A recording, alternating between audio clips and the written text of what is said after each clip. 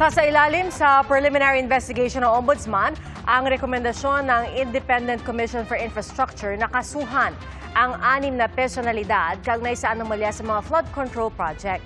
Kabilang sa mga inirekomendang kasuhan sina Senador Jinggoy Estrada, Senador Joel Villanueva at dating Congressman Zaldico. Saksi si Joseph Moro. 6 na personalidad ang tinukoy sa bagong interim report ng Independent Commission for Infrastructure na inihain nila sa Office of the Ombudsman.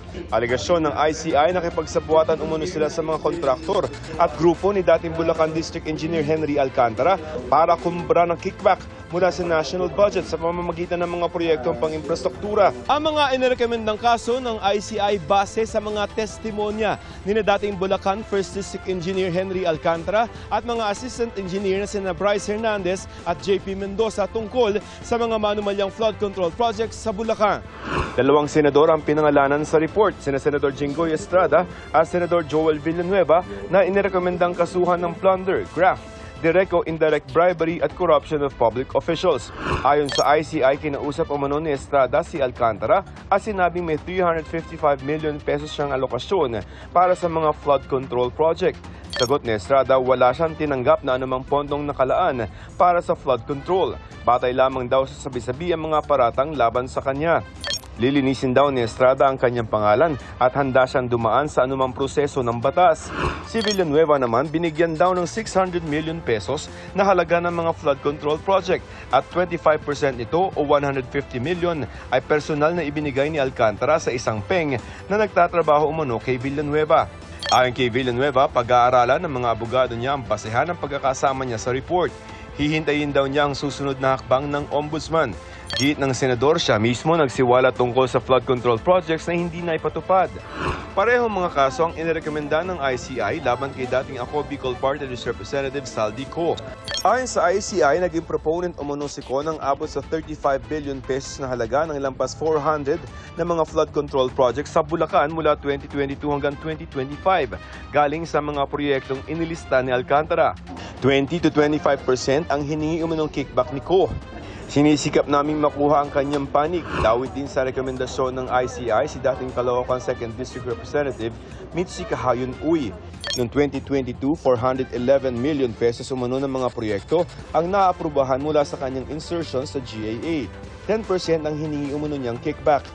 Inirekomenda ring kasuhan ng Ombudsman si COA Commissioner Mario Lipana at dating DPWH Undersecretary Roberto Bernardo. Ayon sa ICI, si Bernardo ang tumulong kay Alcantara na maging district engineer. Proponent umano si Bernardo ng mga proyektong aabot sa halagang 1.065 billion pesos.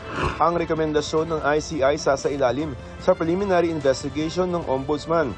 But basically, many of them are ripe for the picking or ripe for action already, at least for PI.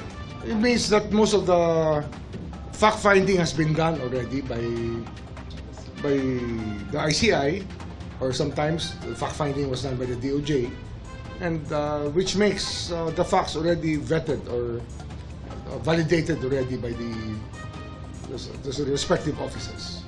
So bilis. And we expect to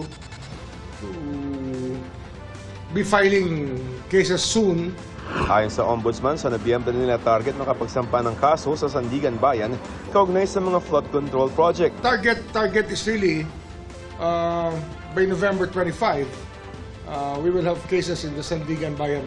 Ayon naman sa Civil Aviation Authority of the Philippines, wala na sa Pilipinas ang 3 sa mga air asset na konektado kay Ko.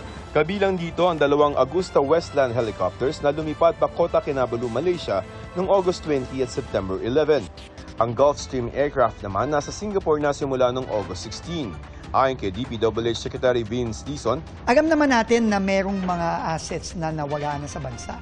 Pero ang kagandahan is kahit nawala sila sa bansa, dahil hindi na sila pwedeng i-deregister sa ating CAAP, hindi sila maibebenta. Kahit nasaan pa sila, Singapore, Malaysia, at magiging subject na sila ngayon ng future forfeiture cases na ipa-file ng national government. Para sa GMA Integrated News, ako si Joseph Morong, ang inyong saksi. Mga kapuso, maging una sa saksi. Mag-subscribe sa GMA Integrated News sa YouTube para sa iba't ibang balita.